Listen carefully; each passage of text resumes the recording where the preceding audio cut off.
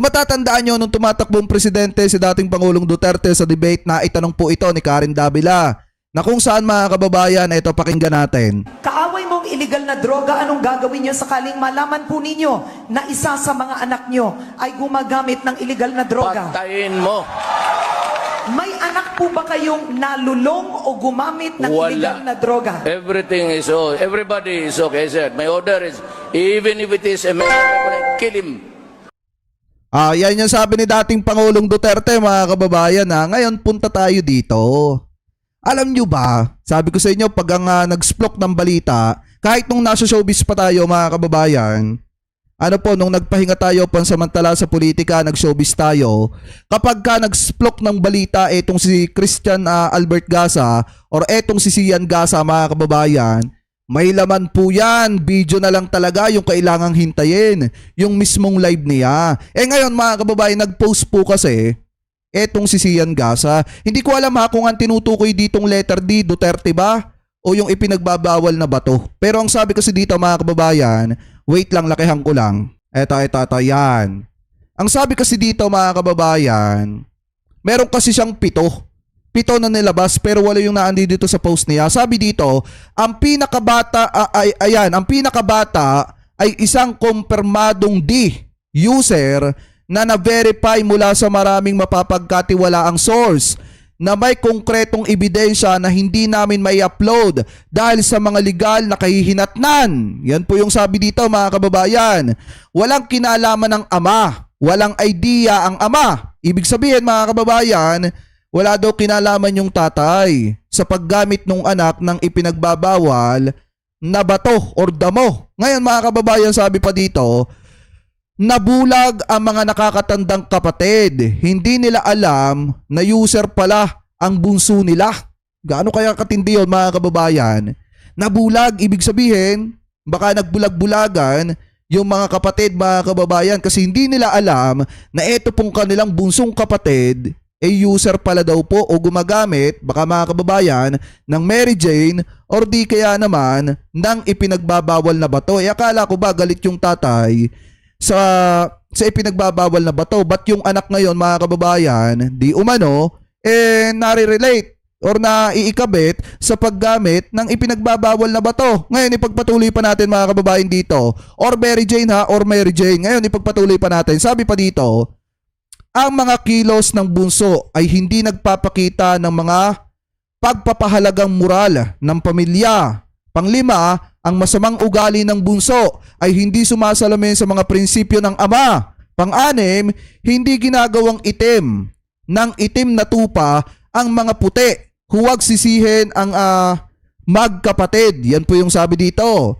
Ang mga enerhiya ng pangunahing karakter ng bunso ay nagmumula sa kanyang kabataan, walang kinalaman, eto daw pong si D. Mga kababayan. So ngayon, kung titingnan nyo mabuti, mga kababayan, ang pinatutungkulan dyan at tinutukoy dyan, baka ito. Yan. Kasi, kung matatandaan nyo kaninang umaga, nag-post po etong si Models of Manila ng video about po dito sa Wake and Bake. Yan yung sabi dito, mga kababayan, Wake and Bake, Kitty Duterte, binabash. Totoo kaya itong thread sa Twitter, mga kababayan? Ibig sabihin, nagtitrending, eto pong si Kitty Duterte dahil daw di umano gumagamit ng Mary Jane, mga kababayan. So eto, i-play po natin etong video ni Models of Manila and then pag-usapan natin. So, good morning po sa inyong lahat. Okay, pagising ko, meron nang nagte-trending na bagong usong meme, okay? Wake and bake. Nagulat ako, ano yan? Bakit nagte-trending yan? Hindi ko ako gumagamit, kaya hindi ko alam yung mga ganyan-ganyan bagay. Okay, nung pagkita ko, meron palang thread sa Twitter na kung saan mga pictures at mga videos coming from sa dump account ni Kitty Duterte ang inilabas sa public ng kanyang kaibigan. Kasi ang naka-private yung dump account, mga kaibigan lang yung nakakita, siguro hindi na nila matiis, nilabas nila sa papubliko. Okay? So, ito yung sinasabi sa dump account. Okay? Yan, nung pinost. Kitty Duterte is an addict. Lord, forgive me, but I refuse to stay silent. Welcome to the thread. Tapos may video kung saan siya ay nagpa-party. Tapos meron pa doon parang street na puro mga nagbebenta ng marijuana. Tapos meron siyang Happy Halloween, Wake and Bake, which is isang term Di ba? which is, gagamit ka ng marijuana pagkagising. Okay, wake and bake, yun yung term na yun daw. Yes, ako po gusto ko sabihin, itong mga akusasyon na to, Sana masagot. Sana masagot ni Kitty Duterte kasi mga kababayan, sa totoo lang, talagang talagang nakakabigla po itong balitang ito. Tsaka ito nagba-viral to, nagtitrending na to mga kababayan sa Twitter, sa trend ng Twitter mga kababayan. Ngayon, kung hindi niya masasagot ito, kung hindi niya pasisinungalingan ito, abay magsi-circulate to na magtutuloy-tuloy ito sa social media hanggang sa paniwalaan na mga kababayang Pilipino po natin. Ano po, ipagpatuloy pa natin. hindi ko din naman naiintindihan yung mga ganyan-ganyan. Maganda kung sagutin ni Kitty Duterte kung sa kanya ba talaga galing yan o kung ano yung ibig sabihin niya dyan. Maganda siya na yung magpaliwanag and mahirap mag-akusa. So maganda siya na ang mag-explain kung i-deny ba niya yan, na kung gumagamit siya or kung Ayan, sabi dito, dump account. Initially, close friends, mga pwedeng mag-follow kay Kitty. Kaya nga di ba mga kababayan? Kaya dapat talaga masagot niya ito kasi biruin nyo yung mga picture or mga bidyong ipinapakita doon. And then ibibihira lang mga kababayan na makita sa social media. Talagang in-expose talaga eto pong si Kitty Duterte. So ngayon dapat sagutin niya po ito. Kung eto man po ay may katotohanan. Mga kababayan, ano po ngayon ipagpatuloy pa natin. kung ano man. Pero ako gusto ko munang marinig yung kay Kitty Duterte na side Tama. bago mag-pass ng judgment dahil ako nga, hindi nga ako gumagamit. Wala akong ka-idea dyan. Yung kaibigan ko, si Zian Gaza, aminado gumagamit. Ang sabi lang niya, sana all. Sana all. So ito yung laman ng thread nung kay Kitty. Hindi ko na kaya yung hypocrisy niya. Kitty is a known drug user, hindi lang dito sa Davao, pero sa Manila din. Kasama niya palagi mga influencers, mga mayaman, mga basura. A slap in the face to the thousands who were framed and murdered because of her father. Okay? Grabe, no? PRRD ordered the slaughter of poor Filipinos in the name of his war on drugs, while his own daughter is an addict and defensive. Okay ba yan? Hindi niya tinatago at piniflex pa nga niya na high siya in public. Wala siyang pake. May dedicated highlight pa. Highlight pa. When it's the poor, it's shoot to kill, no mercy. When it's the rich, it's just another fun night and a few Instagram posts. For context, the receipts are from her dump account at kinumpile namin kasi we can't stay silent anymore. Alam namin yung totoong ugali niya. Sinungaling, matapobre, addict. We've held on to this for far too long, but I can't keep quiet na Juto. So Then saka kita nyo naman din mga kababayan yung kanyang attitude dun sa nung hinuhuli yung kanyang tatay. Kung paano siya magmura, kung paano siya magwasya lang doon mga kababayan. Ano po, para lamang protektahan yung kanyang ama. Kasi kung sa mga taong educated mga kababayan or yung may ayos na moral, di umano mga kababayan, hindi ganun yung asta. Pero kung titingnan po natin, mas mahalaga pa rin, mas maganda pa rin kung manggagaling ito mismo kay Kitty Duterte at masasagot po niya. Kasi mahirap naman kasing husgahan yung isang tao, lalo na kung hindi naman po natin napapakinggan yung side. Ako, sa balance lang tayo at sa tama lang tayo. Mahirap kasing husgahan yung isang tao, lalo na't babae, kung hindi po natin napapakinggan yung side. Baka sabihin naman ng iba dyan, bakit naman si Sara Duterte J kapag ka nire-reactionan mo? Maraming beses po kasi nating nakita yung side ni Sara doon po sa mga sa mga hearing, mga kababayan. At kita naman po natin kapag ka nagsasalita siya at bumabato siya ng salita laban po sa presidente. Eto namang si Kitty Duterte, mga kababayan, dapat sagutin niya ito kasi unang-una, nagsisirculate na ito sa mga social media, kumakalat na ito mga kababayan, at ngayon, yung mga litrato niya, yung mga picture niya, mga video niya, nagsisirculate na. So mas maganda kung sa kanya po manggagaling yung mga pagsagot niya dito sa mga accusation na ito. Ano po ngayon ipagpatuloy pa natin? Ingat-ingat tayo sa mga kaibigan natin na sinishare natin ng mga private. Tama! Or better yet, di ba? Kung sakaling pa-party, wag nang lalo na kung ang iyong pamilya ay nasa politika. At lalo na yung tatay ay war on drugs, di ba? Medyo pangit ka naman, hindi mo kailangan pineflex na. Kung totoo man ito, ulitin ko, Kitty Duterte has the right to defend herself. Explain niya kung ano yung mga sinasabi sa post na to. At i-report din natin kapag nilabas niya yung mga explanation dito. Ako, bago ako mag-judgment, maganda marinig muna natin yung side ni Kitty. Tama! The fact that she threatens and attacks her own circle. At saka malupit dyan mga kababayan, di ba nag-post nga etong si Zian Gaza, eto yung post niya yung binasa natin kanina, inilipat ko lang dito, nasan ba yun? Yan. Eto mga kababayan, Yan o mismong galing kay Albert Gasa. Eto, yan yung pangalan no, may verified badge pa. Kung titingnan nyo kasi mga kababayan, isa rin kasi sa hinihintay ko dyan, yung gumawa siya ng live. Mag-live siya at talakayin niya ito pag-usapan. Mga kababayan, kasi pag ito na-expose ni Gian Gasa, automatic, obligado talaga na magpaliwanag etong si Kitty Duterte. Ano po kasi sa totoo lang, yung tinutukoy talaga dito mga kababayan, positive na si na yun din yung pinag-uusapan dito. For speaking against her father's crimes, it shows how out of touch, manipulative, and downright evil she is. Just like Daddy, Exit meaning nakakatawa, Andre. walang hiya, ginamit pa yung article ni Kian. Okay? Ito, tag ko kayo or identify yourselves na lang. Ayan. I'm posting it here since you know who you all are. So, ang haba ng mga mensahe niya para sa mga kaibigan niya na pwedeng naghaha-emoji doon sa mga post niya kay Digong at maaring nagpo-post ng laban sa kanyang tatay. Ito yung ano dyan. Nasa baba. My niece Belle just posted our convo and yes guys, unfriend me, unfriend us. I am for my father and for everything he did for this country. Mga ingrata kayo. Ingrata pala kayo eh. And EJK my ass by the way. Yun ang nagte-trending ngayon ng mga kataga. Wake and bake. Tsaka EJK my ass. Okay? Nagaling daw dito sa dump account ni Kitty. Grabe no? Ito pa yung hirit nung thread. V, how do you sleep at night knowing your family murdered because of drugs while you party around the country with every drug in your system?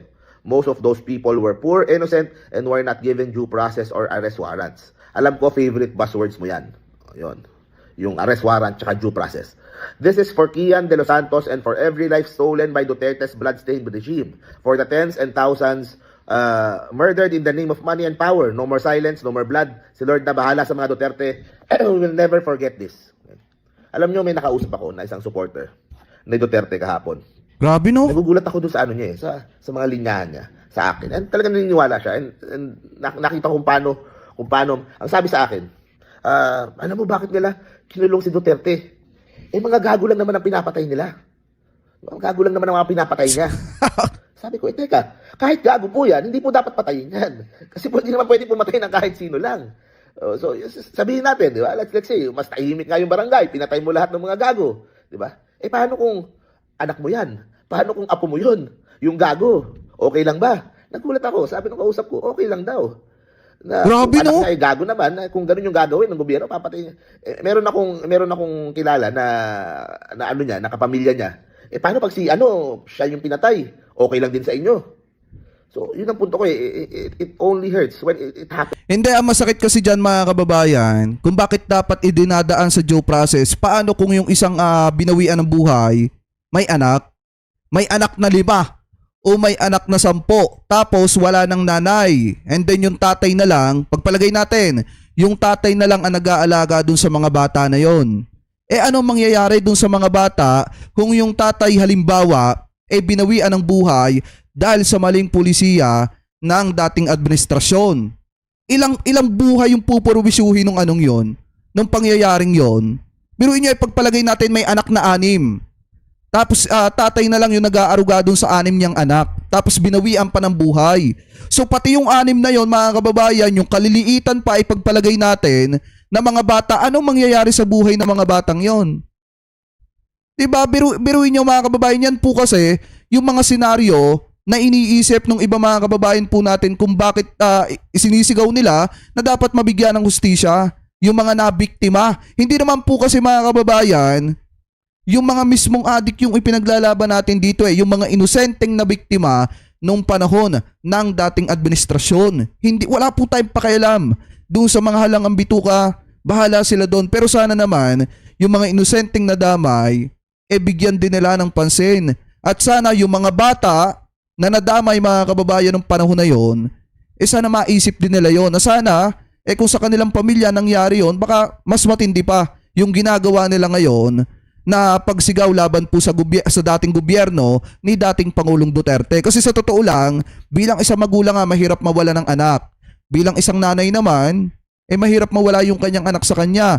At bilang isang anak naman, mahirap mawala yung magulang. Pasalamat nga sila, hindi sa kanilang mga pamilya nangyari yan. Dahil kung sa kanilang mga pamilya nangyari yan, mararanasan siguro nila yung hinagpis ng mga pamilyang naiwan na ang kanilang mga mahal sa buhay. So yun yung point natin dito. Paano kung yung tatay may anak na 6 at maliliit pa yung kanyang mga anak tapos binawian ng buhay yung kanyang tatay dahil napagkamalan lang? Ano mangyayari sa 6 na yon? Di ba parang sinira mo na din ang pag-asa at buhay nung natirang 6 na anak, nakaliliitan pa. Ano po ngayon ipagpatuloy pa natin? Happens to you.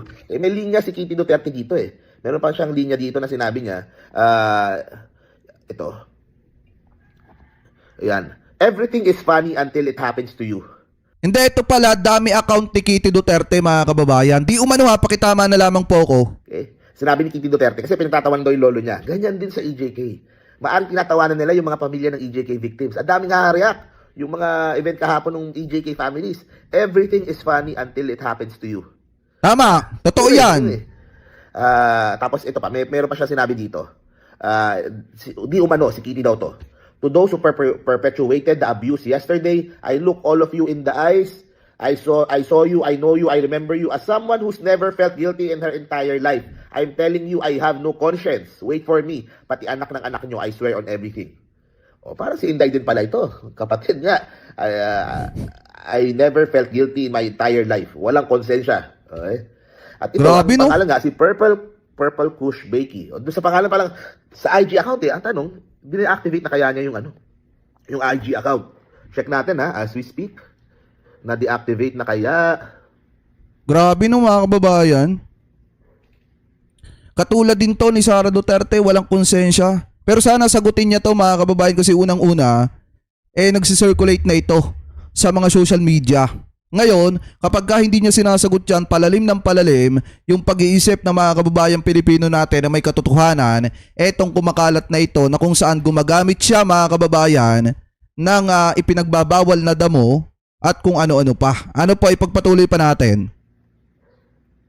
Ito pa.